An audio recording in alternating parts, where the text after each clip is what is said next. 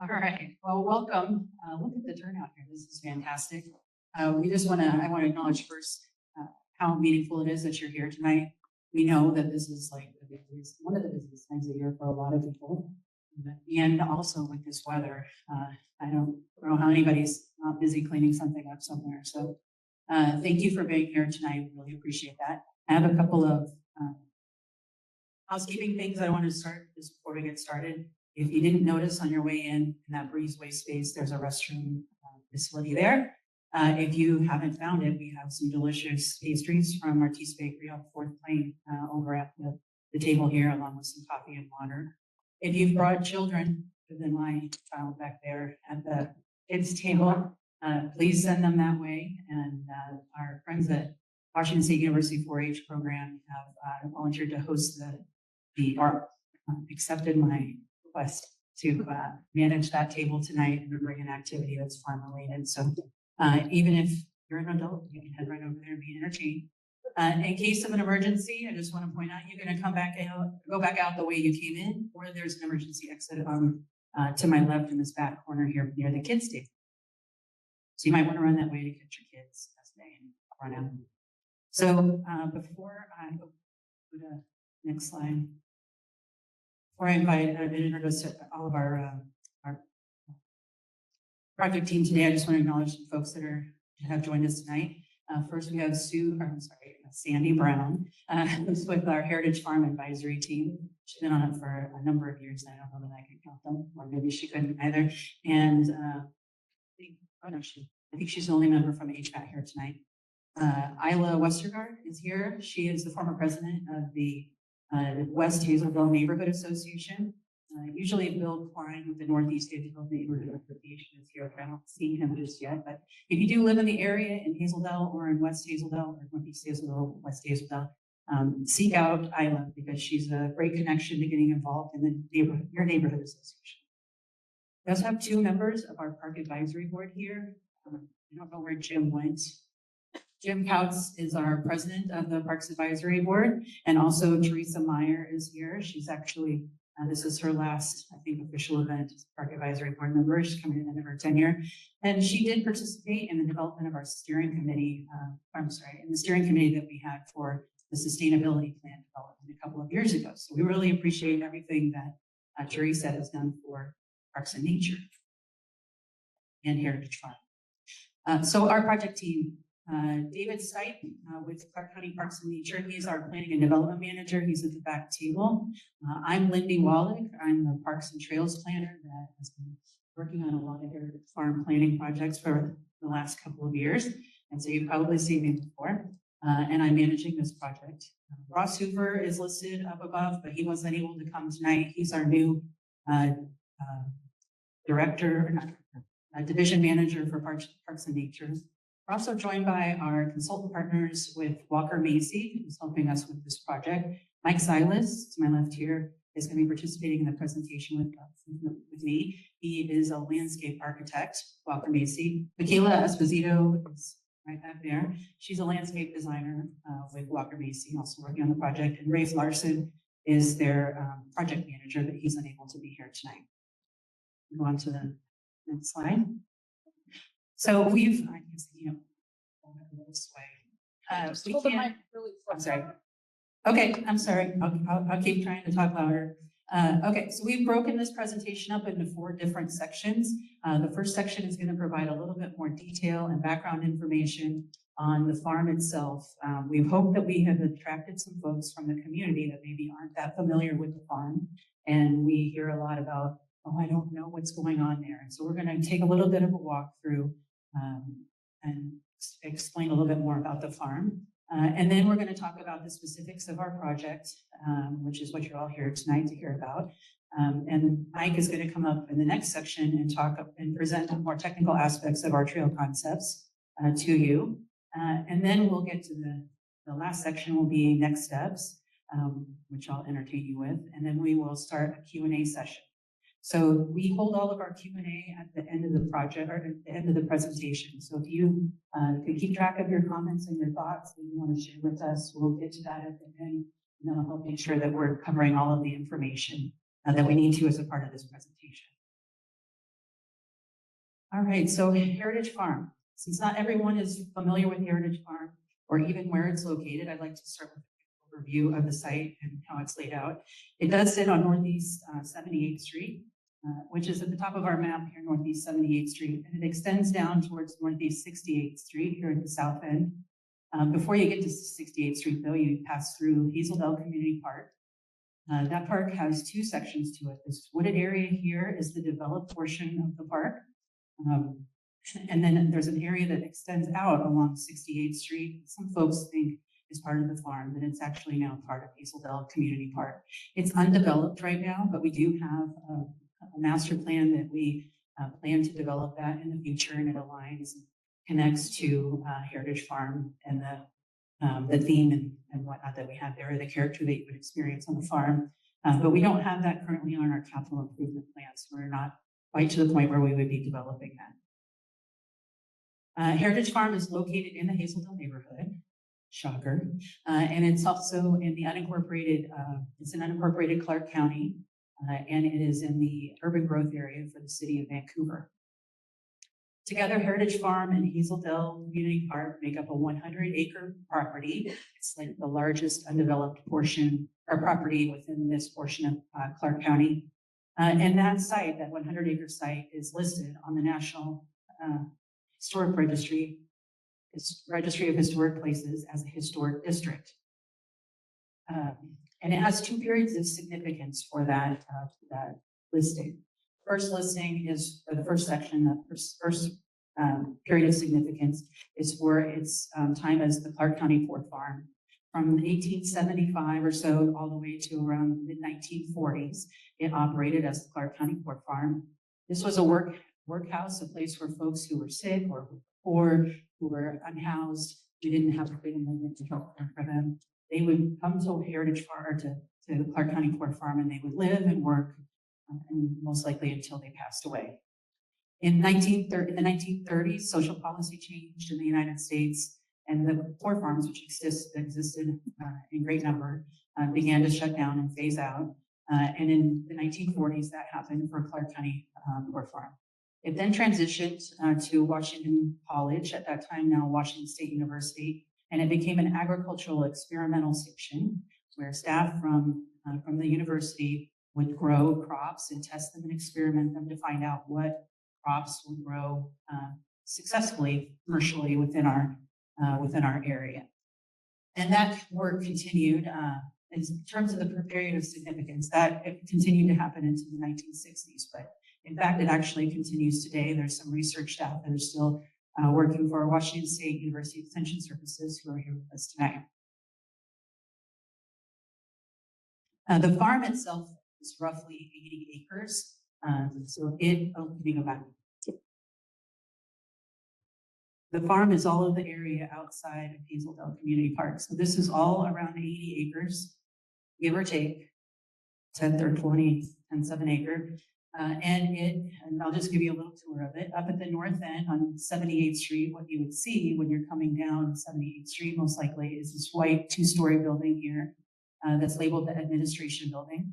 That's the old workhouse that was built in the 1920s. I think it's neoclassical style. Somebody will correct me later, maybe Rob will, he likes to correct me on those things. Anyway, so that's where folks would live when they came to work. And I believe that was the third house that was built at the farm and the last one that stands today. Just south of the Administration Building, you'll find this green swath here that's labeled Restored Wetland. That is actually a wetland that is being restored right now by our clean water folks. And they're restoring that because it's actually the headwaters of Cougar Creek, which is a creek or stream that runs through the Hazeldale neighborhood up to Salmon Creek in Salmon Creek Regional Park. The wetland is being restored because it will improve water quality for fish. And since Salmon Creek is a fish-bearing stream, making improvements upstream here will definitely benefit or should benefit those fish downstream. As you continue south through the property, you come to this wooded area. In this area, this is, and I just want to say the property boundary, traditional property boundary is aligned with Northeast 25th Avenue here. But this area is a wooded area that has a wetland in it, and that wetland and wooded area extend beyond the original property line to this section called the hidden property. We actually, or Parks and Nature, acquired that property a few years ago to help aid in this process that we're going to now, which is expanding public access to Heritage Farm. And then as we move further south, this is actually a blue dash line here. This is a historic cemetery, also part of the significance of Heritage Farm. So folks who were living here and working here, when they passed away, if they were unable to pay for, they didn't have a family that could pay for their burial, they could be buried in that cemetery. But it wasn't just people who were working here, there were people who were living in our community or who were passing through, and perhaps they passed away and people couldn't find family. Those people could be buried there too, in a public cemetery. Next slide. All right, a look at some natural features for Heritage Farm. So before non-native settlers came to this area, this land was a dense forest full of massive trees and thick undergrowth. And I like to tell a little thing that I read in the Columbian a few years ago, and that's that when the Anderson family had their donation land claim on this property, or it included this property, and it included a large portion of Hazeldell, some of the original white settlers of Hazeldell. Their daughter had a journal that she would write in, and she talked about how when she would walk outside their cabin, that you couldn't see more than 25 feet in front of your face because of the massive trees, the number of trees and the underbrush that you would see, and all of the bird sounds and the animals that you would see, that this area was teeming with that. And I just like to imagine that as I drive around Hazeldell and I experience Heritage Farm. But I digress. Today, it's a mix of open fields and wooded areas and wetland spaces that I kind of described earlier. And if you're wandering a trail at Heritage Farm, there's a lot to experience nature-wise. You get to see little families of killdeer, which are tiny little plover birds. I'm not sure if you're familiar with that. A lot of times you see a plover bird on a shoreline. They're so cute. And you would see up in the higher elevations, there's a pair of nesting red-tailed hawk. There's owls that live on the site. There's deer that pass through. And there's also a coyote, I think, that has a penchant for eating irrigation lines. So lots to see when you're visiting there. In terms of topography, if we can go back to the last slide. Right. Up at the north end here around the administration building and in this space and all of this area is the active ag area, the working farm area. And that's where you're going to find the most flat land on the property. So where the active use is where the least amount of slope is. As you move south over into this space and then up towards this area here, that's where you encounter more gentle slopes and they transition into steeper slopes. The area in the middle here that bisects the property is almost like a ridge, so it's the highest point on the property. And then as you travel down south further towards Hazeldell Community Park and the undeveloped portion here, the slopes come back down and begin to flatten out here at Hazeldell Community Park in that undeveloped area. When you're up in the high ridge point and you're looking north, you get some really nice views of Hazeldell. To the north, some territorial views, and then you also get a nice view of Mount St. Helens to the northeast. When you come south through this space and you pass the historic cemetery, you're going to have more views of Hazeldell to the south, which are really beautiful, but you also can get a peekaboo view of Mount Hood. Surprise. All right, we go forward 2 slides. All right, farm activities. So although most folks as part of the general community can't access Heritage Farm because of the current fencing situation and the safety and security, the farm is having a very meaningful impact on our community. It is, as I said, it's the largest undeveloped property in this part of the county, and going on there right now is a lot of crop production to support community organizations like Latinos Unidos and the Clark County Food Bank. So folks are growing food at Heritage Farm, a lot of it that is fresh produce that gets given to members of our community who maybe don't have enough to put on their tables. There's also quite a bit of youth and adult educational programming that's going on there right now. And a lot of that is hosted by Washington State University Extension Services through their agreement to provide extension services to the county and other ways that they leverage those funds that they get from the county to offer even more programming. There's also a lot of farm partners who have operating programs or leasing space at the farm. You'll find the Master Gardeners Foundation. There's community gardens that are there as well. Our partners in our solid waste district operate the compost to recycler program. There's someone raising bees, or not bees, but queen bees on site, trying to do the best they can for our community. So there's a lot that's going on there that's benefiting most of us in the community already.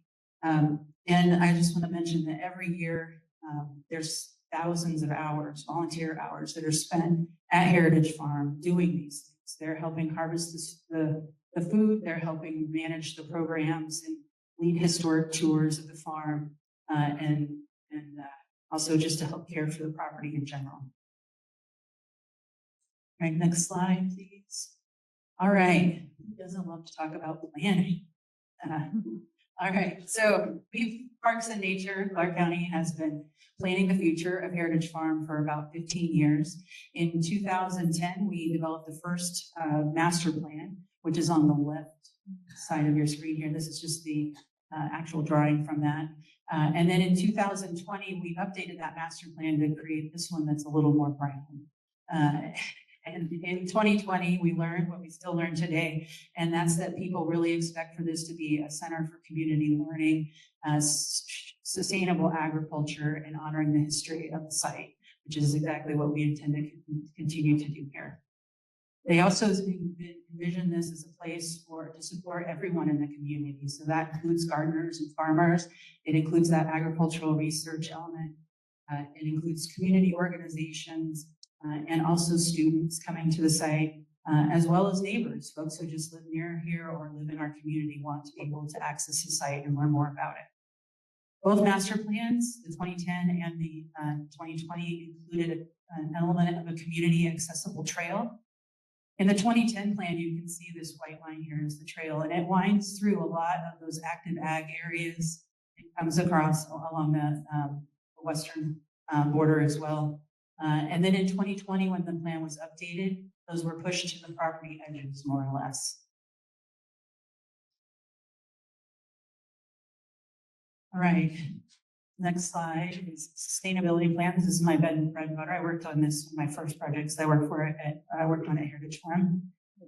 In 2020, when council adopted that updated master plan, they directed Parks and Nature to develop a strategy for improving public access to the farm while honoring that long-term vision for the property. To meet that directive, we worked with the steering committee. Teresa was on that, as well as Rob next to her was a part of that, and Isla, and then I can name everybody. And that plan and that plan was approved by council in 2024, so last year. That plan laid out a financially sustainable path for expanding public use of the farm while in alignment with the adopted master plan. And one of the next steps in that plan was the development of this community trail, a trail that would be open to the public and include interpretive elements that will share the history.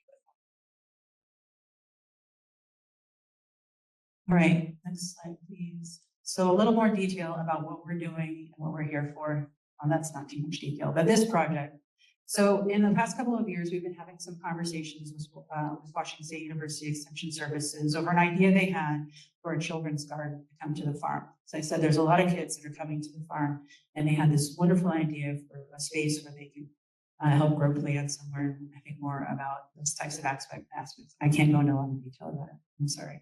But they also had a vision for creating a shelter space that would be a place where folks can get out of the elements. When it rains sideways at Heritage Farm, and when the sun beats down, it melts you to the ground. And so they had this idea of a location that could help get people out of the spaces when they need to. And so we put our thinking caps on and collaborated and tried to decide how could Parks and Nature help facilitate this work. And we came up with an idea for a multi-purpose building that could have that shelter space that WSG would like to see for the community garden, for the children's garden, but could also serve that future public trail. And that could then be the first phase of public access improvements for Heritage Farm, which is included in all of those in the sustainability plan. Next slide, please. So the goals of this project are pretty simple, but they're very important. We need to improve public access to Heritage Farm to create a welcoming space for farm users and the community at large. We want to build that harvest, we're calling it a harvest pavilion. This is a multi-purpose building that will provide restrooms for existing farm users, for the children's garden, for other programs that are happening at the farm. And then they'll also provide restrooms for the future trail, the community accessible trail. And then it'll also have the covered space, kind of a large covered space that can be used for the garden and for other farm users for programming that's going on. And then also another large element of that is for us to develop a concept for a future trail alignment. So the construction of the trail is not part of this project right now. We're trying to develop the concept that will influence and become the foundation for what that trail can be. And we'll begin the final design of that, we hope, as early as 2027. But right now we're going to develop that concept, and then we're also going to move forward with the construction of the multi-purpose building. Next slide, please. So planners love objectives. We love to talk about those objectives over and over again. So here's a great list of objectives. The first is that we want to provide visitors an easy way to explore the farm safely and securely and to share its story. We need to locate fences and separate working farm spaces from publicly accessible spaces, more into that safety and security, keeping the public safe and secure on the outside, on the outside of the fence on one side, and keeping the farm and our back-to-bag areas separate from those. We want to connect Northeast 78th Street down to Northeast 68th Street in Hazeldale Community Park. We've heard a lot from neighbors in the area that they want to see that connection as a part of that for the last several years. We need to create a trailhead space that welcomes visitors to the farm and helps orient them to the site. And then one of the biggest elements is that we need to create the most accessible trail system that we can. We would love to be able to create a trail system that meets the Americans with Disabilities Act design guidelines 100%. But as I kind of described earlier, with some of those steeper slopes and the ridge in the middle of the farm, we know that's not necessarily feasible. So we want to create accessible trails that meet those ADA guidelines, most likely at the north and the south end of the site. And then we'll have to use other design accessibility guidelines in the center of the site. And we can use the U.S. Forest Service guide for that. Overall, creating the most accessible trails as we can. And then I would be remiss if I didn't mention for my friends in operations that we need to not develop something that we can't maintain. And so that means that we need to select building materials for the multi-purpose building that we can care for and we can keep going for the lifetime. And the same thing with the trail. We need to select an alignment that we can care for, that we can access and for maintenance and ongoing operation, and then we select materials that are going to last. All right, the project timeline. So this project is on our 2025 capital improvement plan. We got started with it earlier this year. And in terms of concept development, which is the first stage that we went into, we thought of it in two different sections. The first section was when we worked with the Heritage Farm Advisory Team and the existing farm users to develop concepts and try to refine those concepts. And then now we're in phase 2 of that, or step 2 of concept design, where we're bringing it to the public here tonight. So in that first phase of concept development, we met with the Heritage Farm Advisory Team and leaders from all of the existing farm partners or farm user groups at Heritage Farm. We had a workshop that we hosted at Heritage Farm in July and invited everybody to come out. We went on tours, we introduced everyone to our project team, and everyone was able to learn more about what our intent was with this project, and also to share their experience on what it's like to work at Heritage Farm and the issues that they have there, and then also to share their concerns that they have about expanding public access. And then we took all of that information and analyzed the heck out of it. And we developed with Walker Macy helped develop the first concepts that we reviewed. So we had 2 trail concepts and we had 2 shelter or pavilion concepts. And then we took those to that same group in October, asked them their thoughts, collected those thoughts, thought through those, and then we thought of additional information that we hadn't thought of before in terms of location, and we refined those concepts further. We shared those with that group, and then also had some subsequent meetings with the folks who are going to end up being displaced in the location where the pavilion building is located, so we could start talking about what that might look like and finding a new home for them on the site, how we would transition to that. But now here tonight, we are in the community portion of concept development. So we've brought these refined concepts to you today. We've also opened our community survey, which will be open until January 8th. And this is your chance for everybody to get together and tell us what you like and you don't like, and the things that you really think that we need to add and consider. That survey is posted online. But I also, if you're not an online person, I do have some hard copy, printed out copies that I can give you tonight. They're over on the table with the blue tablecloth, and they look kind of like this. They're also available in Spanish. We need those back by January 8th, and then we're going to collect all that information and think about it and argue about it, and we're going to use it to refine our concepts even further. And then we will post those concepts online, and we'll message folks and let them know that they're there and available for review. At that point, we're only going to move forward with design and construction of the pavilion building.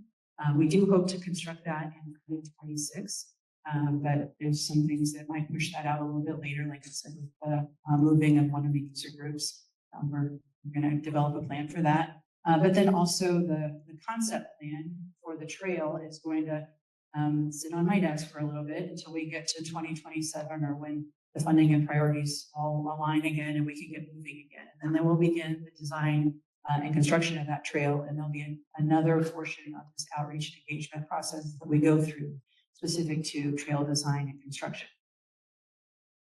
So with that, I am going to turn it over to, I'm sorry. I just want to say, when we go through the design and construction of the shelter, we will also be going through historic preservation review, and we'll be working with the Department of Archaeology and Historic Preservation on the state level, because this is a historic site, and we're going to follow all of those rules and have all of the input that we need to make sure that we're building what we should be building and doing what we should be doing at the site. So with that, I'm going to turn it over to Mike, and he's going to walk you through concepts and more of the technical portion of the presentation. Thank you. Next slide, please.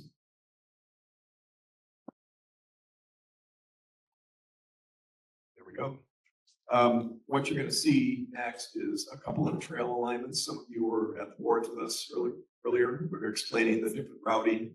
Again, as Lindy said, the trails are not going to be built in the next couple of years, but we are anticipating that. Just for orientation, again, that's the administration building.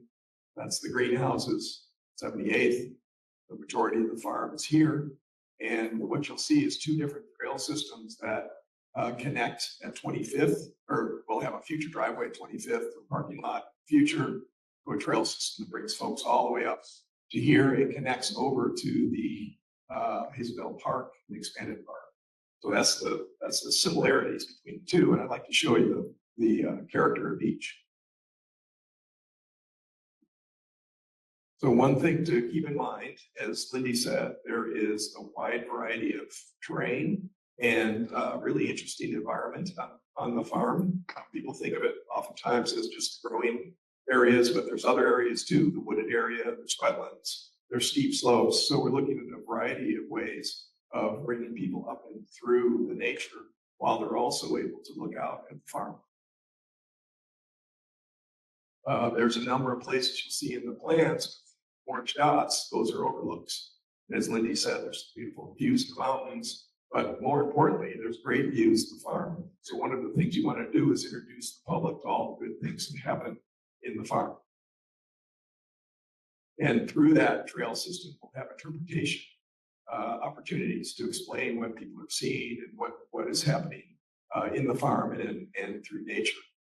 Very important thing to remember next is that we're looking at security and connections. So there was a lot of conversations I had with people when we were at the boards about how do we protect the farm and actually make it safe. There's a lot of activity going there.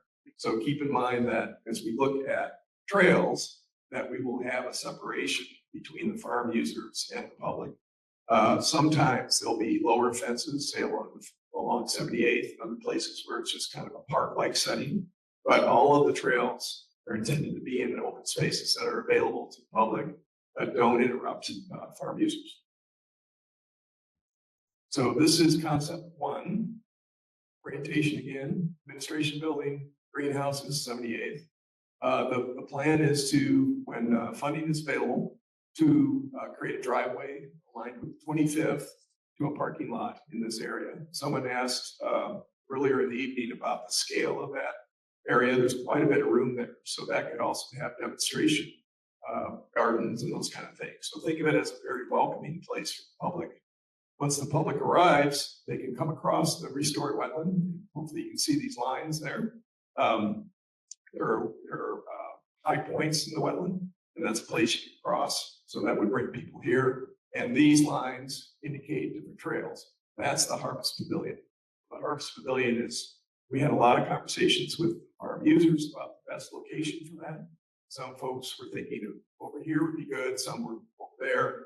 We're kind of in the middle ground. We haven't set a specific location for it, but the notion is that it's accessible from the farm users and in the future from the public. So it's an either or.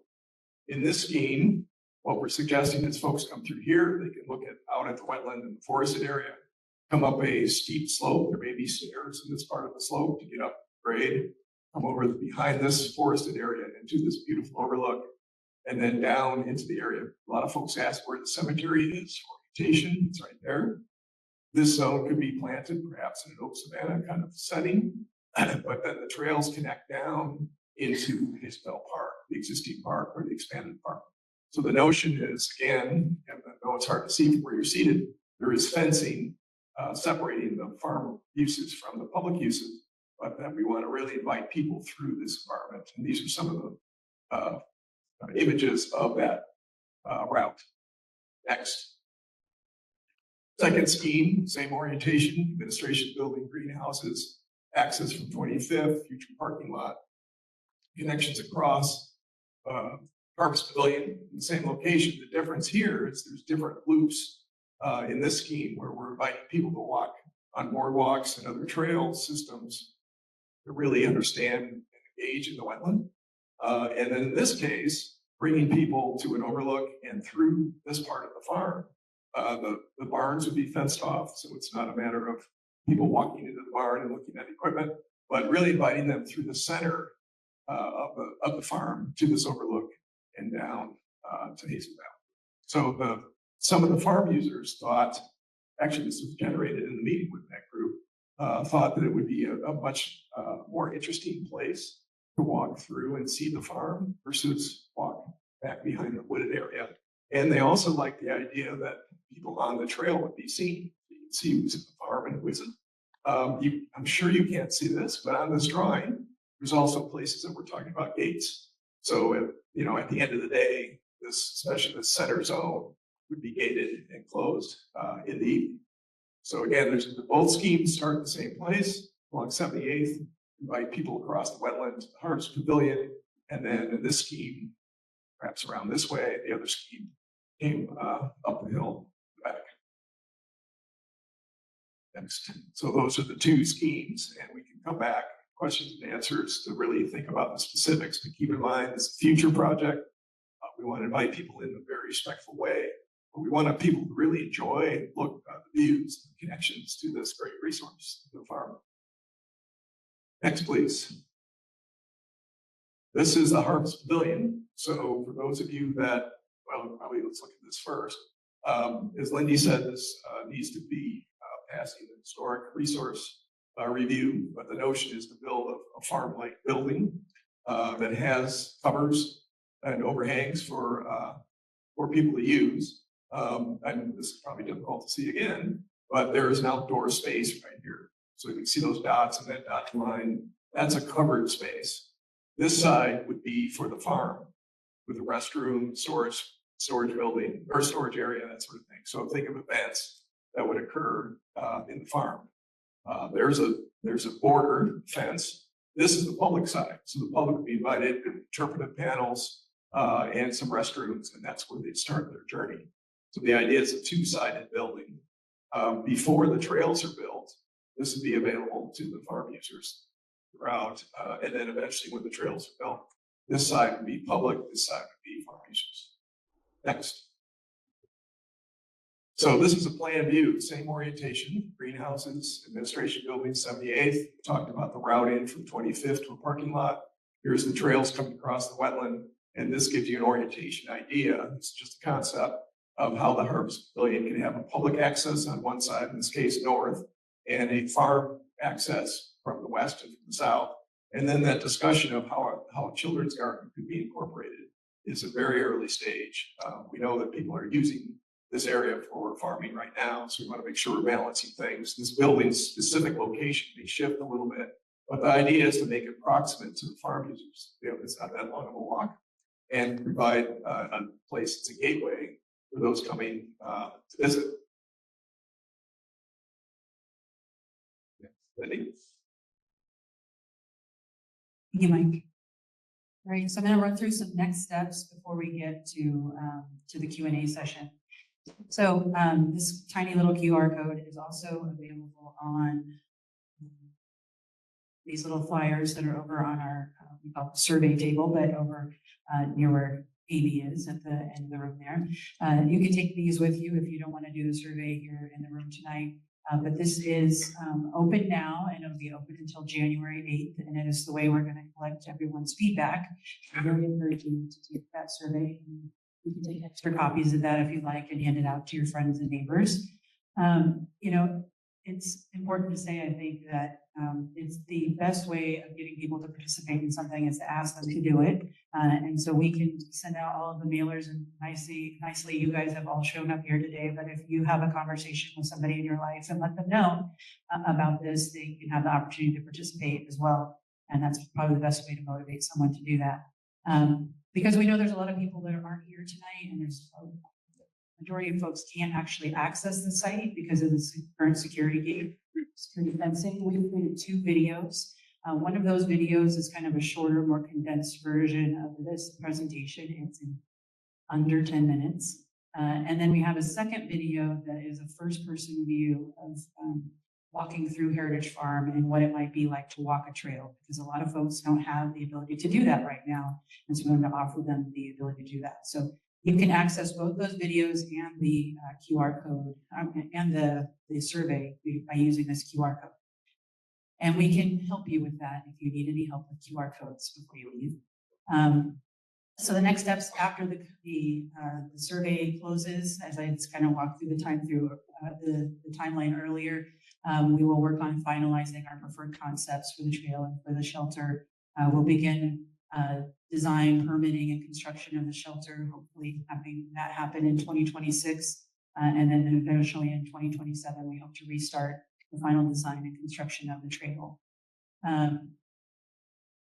We do hope that construction on the pavilion can start in the late summer of 2026, but we understand that might not be possible because we do have to move a current tenant to another space, and we want to make sure we allow time for that and give them the appropriate help to do that.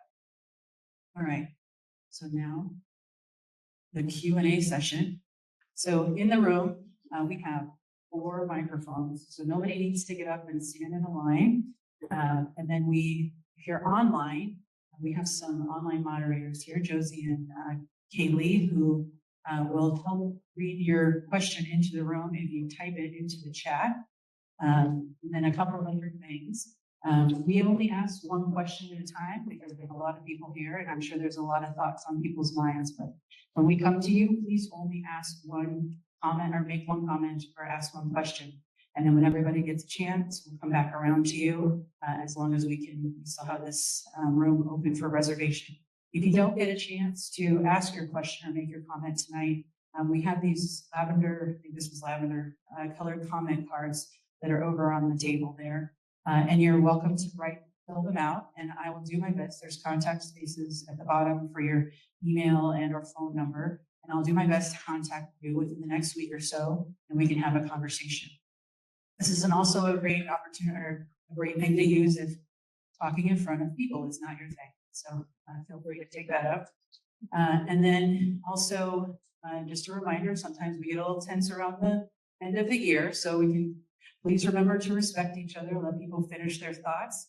And then also, if we can stay focused on this topic, sometimes we can wander around into a lot of different topics. So with that, let's see who's got the first question. I saw Isla's hand first, and then I'll come over here. I need to know. Let it post. You posted it. Yes, sir, young man, since you're kind enough to be here, can you tell me the dimensions of the Harvest Pavilion? I'd like to know how big a footprint it has or will have. Everybody here, Isla? No. She'd like to know the dimensions or the approximate footprint. I said approximate, she did not, of the Harvest Pavilion.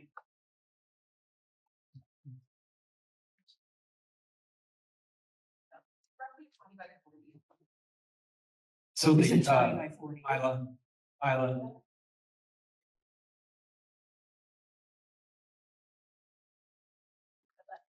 Can you repeat that?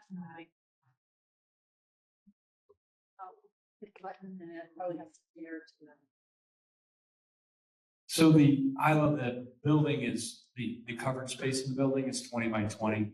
When we met with the farm partners, the concern was that it wasn't big enough. And so we're working with the remanufactured building supplier that we use typically to sort of explore some larger options. We have a limited amount of money, obviously, so we can't build a building that's going to hold, a couple hundred people.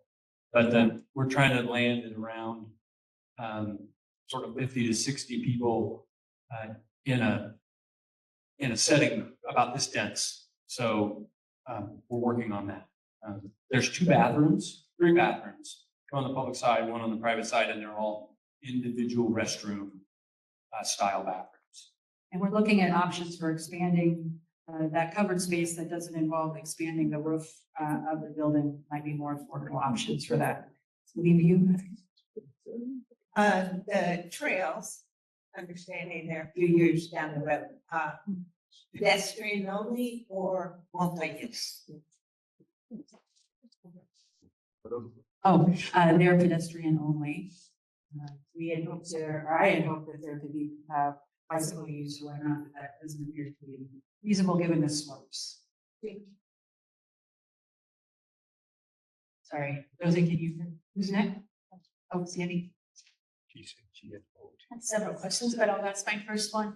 The connection of the Harvest Pavilion and the Youth Garden, how does that connect with the other two structures that the Farm Foundation and Extension has put up? Is there going to be a connection in like programming and events and so on, and that will be, or how will that work? There's two temporary structures that we put in a couple of years ago through some donations, I believe, that WSU received from the Peace Southwest Foundation. I think the intent is that those are to be temporary, and how those get programmed and everything gets sorted out. It hasn't been figured out yet. Potentially those could move elsewhere on the site. We have, on our concept, we have some other areas for meeting spaces that we have ideas for in the future, but we need most likely fundraising help to make those happen. And one of those is within that same area where those temporary structures are at. And another one is up at the top of the hill, closer to the overlook and where Latinos Unidos space is at. Sorry, I don't have exact answer for that. Who's next?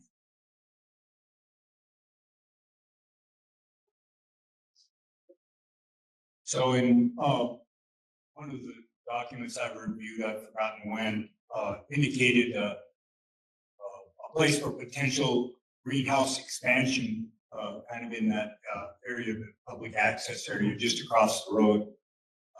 Is that still a potential?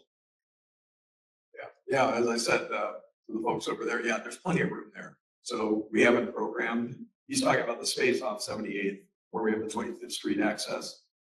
We did a really preliminary layout, there's plenty of room for a parking lot, for the amount of trail users. So yes, there's extra room to the west. I think one of the earlier concepts you saw was an idea that if Master Gardeners Foundations, or organic practices, lot was to be, or space was to be, have to be located, that could potentially be an area for that to occur in, but we're gonna work with the foundation to find the most suitable location on the farm, where we already have irrigation. It's probably not the best space for that to happen. That's what I understand. My question is about security.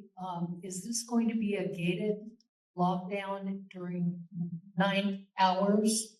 What kind of security are we going to have for the property? So Mike kind of described how there are some areas where gates will be locked at night. We have a host, a park host that lives at a volunteer park host lives at Hazeldale Community Park, and that person, we would have to have an agreement with them to operate and close the gates at night. The parks that we have hosts, we do have a gate. But and we maintain park hours, 7 a.m. to dusk. Yes. Obviously, people can walk onto the site from numbers of different locations at our properties. But in the case of this, we would lock the vehicle gates at both ends with using those. And the signage on site was closed after dusk, but it doesn't mean that somebody can't. That's your access. Anybody else? I know you all have questions. Sandy again. You know me, I always have lots of questions. So I'm concerned about some of the trails look nice and there's some very good options, but I'm concerned about some of the area that the trails will be going through are good potential farming land still. And I'm concerned that you're maintaining the current areas that are being farmed, but there's land there that could be expanded in the future. And so what are your thoughts about future expansion for agriculture and farming on that property, as opposed to having trails and public access, and in my estimation, kind of turning it into a park, parts of it into a park, which is fine, but I'd like to be able to maintain some of that future area farming. So what are some thoughts around that? Likes to answer this question. David. I answer this question frequently. It really boils down for us in sort of balance, trying to find the right balance between public access and gated access. I've said since we started talking about this during the sustainability plan that there's a whole lot of public access at the property. It's just not, it's formal, right? That'd be part of a program. And that's a good thing. And our goal, since we started talking about this project and we developed a sustainability plan, is to have informal access to the property, proximate to the farm operations. So people get curious about what's going on at the farm, and they might turn from sort of an informal visitor to a formal program participant. We're constrained by topography, wetland buffers, all sorts of things. When you start to take a look at the way the trails are arranged, mitigation for impacts to wetland. And so we're doing our best to provide those access that the general public has expressed an interest in a cost-effective way and an environmentally responsible way. And there are going to be some trade-offs with regard to future potential farmland on the property.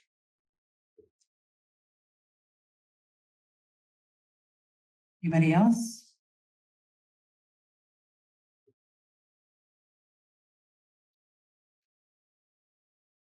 Is there plans to expand community gardens there on direct level?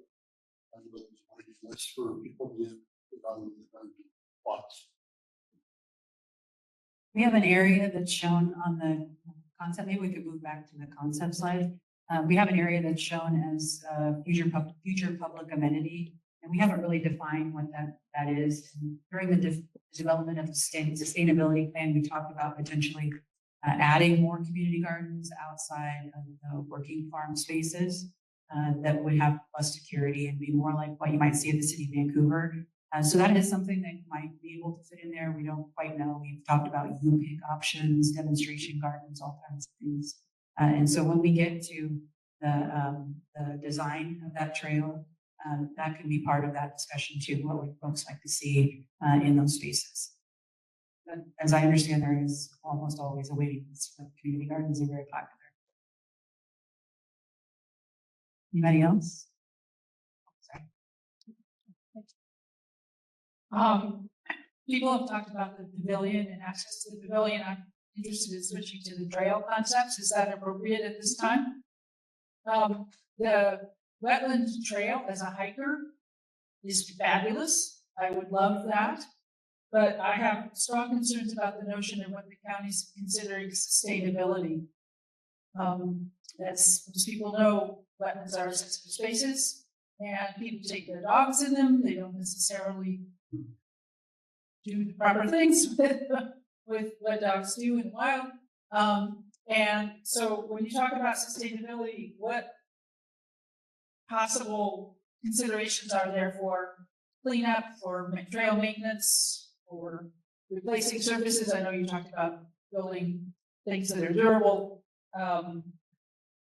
for when it does get public use, especially on the wetland side.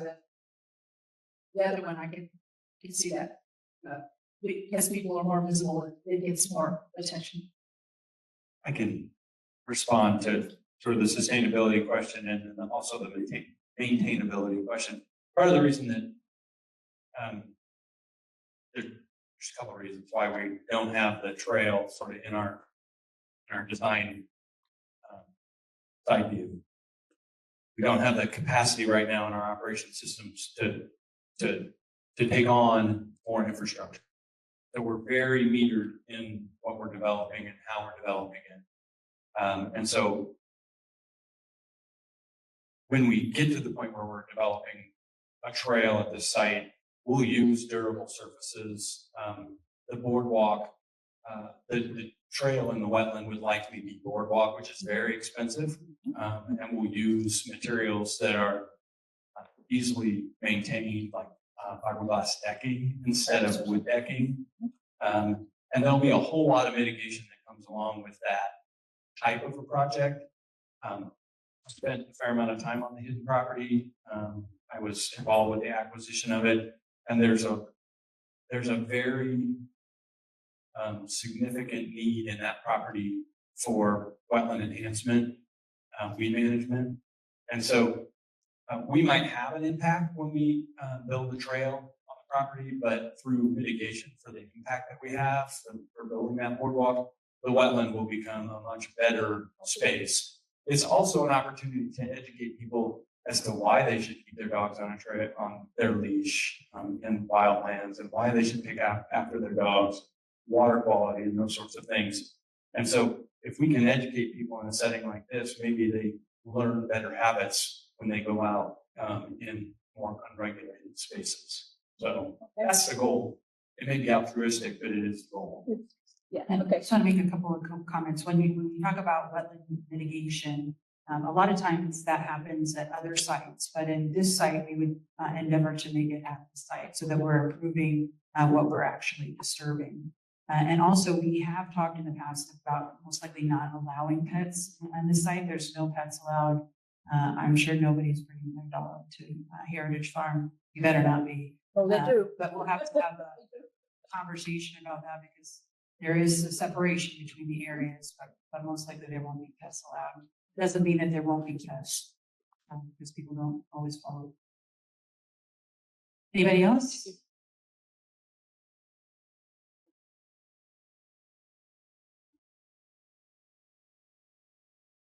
that it? Oh, we have I one. was just curious about proposed mileage for the trail. I know it varies, but kind of an average estimate. Oh, we can measure for you and get back to it. We haven't measured. So. Yeah, I can let you know, Yeah. what we think it is, but we haven't measured anything. I can tell you that that would take me about 3 days. I've walked this many times. I've walked the circular areas and I think we spent maybe an hour, not be 2 hours here, if you go out and back. There's a lot to look at. There'll be spaces to stop and to, there'll be an interpretive sign plan so you can learn more about the history of the site, the indigenous peoples, the work that's going on there. So it's not just necessarily a shoot out and back. But we will measure and put it on the website. Yeah. But I would like to add just one other sort of parting thought. This project could also be developed in phases. We may choose to develop something on the south side because we have easier access from Hazeldale. And we don't have the need to develop an intersection at 25th and 78th. Part of the reason that this is alpha in the future is because when we develop this trail, we'll have to develop a parking lot because we're going to be bringing people to the site. And when we develop a parking lot, almost certainly the transportation department is going to require us to build a 4-way intersection at 25th and 78th. So that's a lot of money that we don't like to spend money in right away. We want to spend money on parks and on public access facilities like Heritage Farm. So. All right, we still have time. Oh, Well, one of the questions that we have here are what the type of trails that people would prefer. And I know you mentioned where there might be boardwalk in the wetland, but I'm sure you guys know a lot more than I do, certainly, about the pros and cons of different surfacing. I know it's into the future, but since you guys are asking us, could you tell us a little bit about where the different types might be appropriate or which would be more reasonable for you, more, sustainable or less expensive? You must have some opinions. sure. So we started out with a longer list of trail materials in that survey, and we cut it down to the ones that we believe are appropriate for use here and that we can maintain. So we're generally not going to ask you a question that we can't perform on. So I think that shows gravel trails, it shows some concrete paths and asphalt pathways and boardwalk materials. And those are what we would anticipate using on the property. Mike might have some more input on. now it's always a balance between first time costs, and long-term maintenance. And, soft surface trails do drain and they look nice in woodland areas, but it takes a lot of maintenance. So it'll be a trade-off depending where you are. I think when we're in the forested area, this zone probably would be more hard surface just because it's so hard to maintain in that wetland area. But as David said, it could be a boardwalk, it could be different materials. The other thing that we're going to be looking at is when you come up these grades, that doesn't allow gravel because it's going to wash off. So we'll be looking at our materials there. That's not to say when you get up to the top here, materials. Also, we're keeping in mind that gravel can be developed so it's handicap accessible, it meets the ADA requirements, but it's really hard to maintain it. So it meets that requirement. And with the maintenance capacity issue, it's easier for us to just go ahead and spend the capital up front, put asphalt in, or in more high traffic areas, concrete, and not do the gravel because we just can't assure that it meets the accessibility requirements. And one of our primary goals is to provide access for everyone, regardless of their ability. I think we have time for one more question if anybody has one. Oh, right behind you, Josie.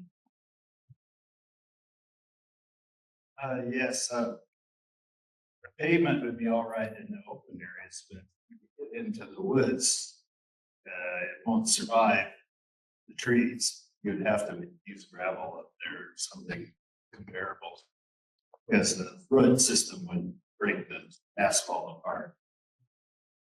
We, in the wooded areas, we would most likely end up using some sort of a boardwalk. And if we do put in pavement in and along trees, we would use a root barrier along the side of the trail, or use concrete with reinforcing in it. So it would be a lot harder to heave it in pieces might leave it in whole.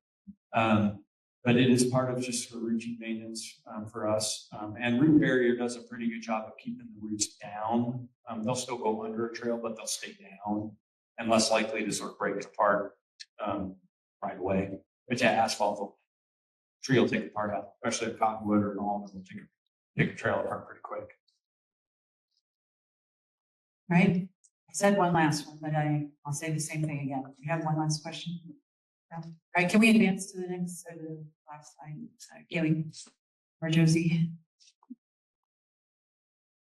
So we again want to take you one last time to thank you for being here tonight. The QR code is, the next one after that. The QR code is on the screen if you want to grab the survey there, access to those videos I talked about. But I believe there's still more of these handouts over on the blue tablecloth table over there.